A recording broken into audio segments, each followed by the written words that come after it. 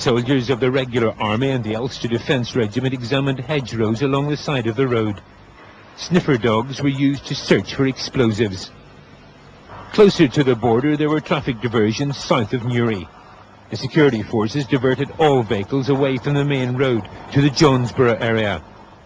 A number of vehicles were searched, including this car, which contained the Belfast Sinn Féin councillor Alex Maskey and John Savage, the father of Sean Savage, one of the IRA members shot dead in Gibraltar.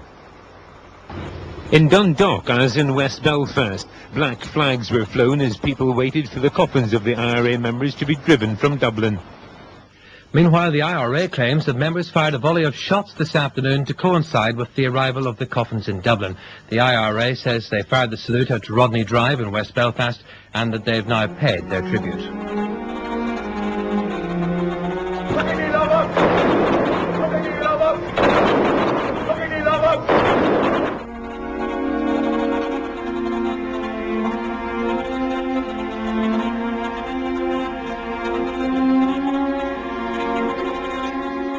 When the bodies of the three landed in Dublin to begin the long journey home to Belfast, their families were waiting to claim them.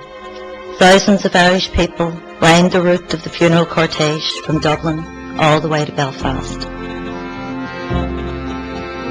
Sad are three homes in Belfast now.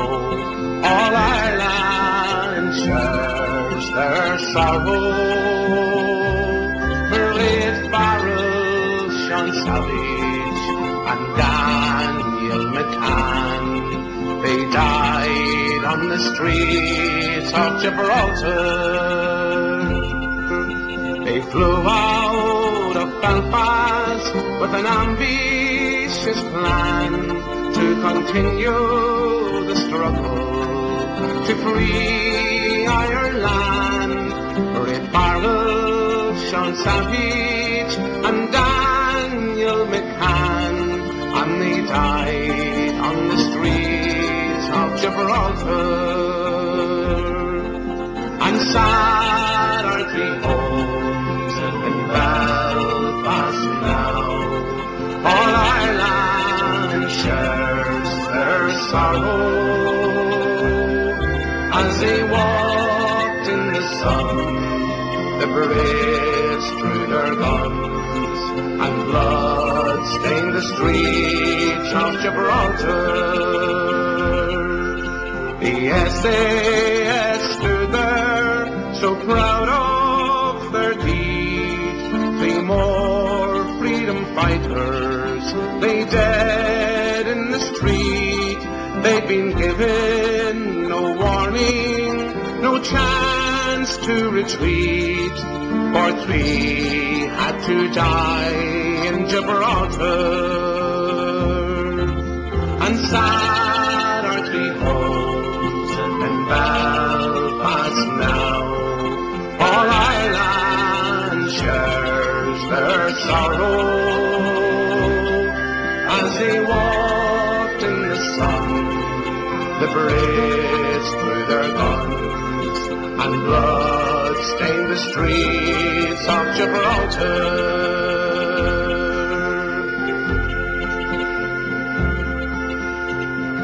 As the procession crossed the border, the RUC continually attempted to hijack the cortege, or at the very least delay it. Unionist mobs were also lining the route, screaming abuse and throwing stones at the bereaved. On arrival in Belfast, a senior RUC man was seen spitting on the hearse carrying the body of volunteer Dan McCann to his Cavendish Street home. There had been constant harassment by state forces at the funerals of Republican dead for some time prior to this. On the 3rd of March, just before the funerals of the Gibraltar Three, IRA volunteers Brendan Mulley and Brendan Burns were buried in Crossmaglen, South Armagh. Mourners at their funeral were attacked by the RUC. It was no surprise then that the RUC and the British Army maintained a heavy presence around the family homes of the Gibraltar Three and harassed mourners attending the wakes. In response, the IRA took to the streets, and on the 14th of March, as he was preparing to launch an attack on Crown forces intimidating mourners outside the Turf Lodge home of Sean Savage.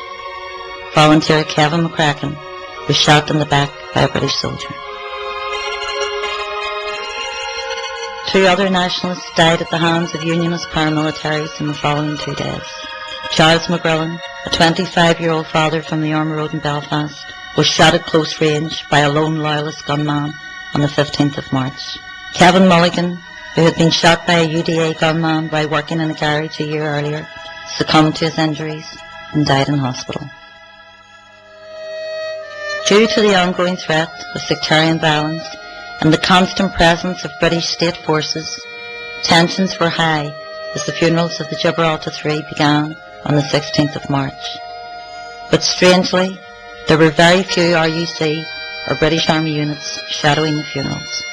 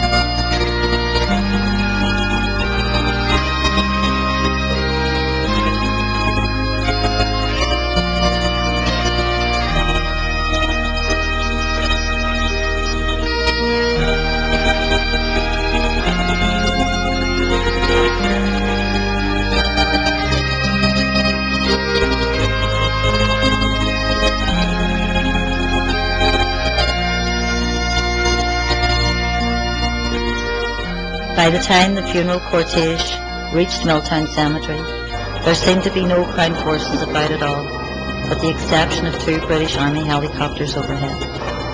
When the coffins of volunteers Maria Farrell, Dan McCann and Sean Savage were lowered into the ground, a respectful hush descended on the assembled crowd.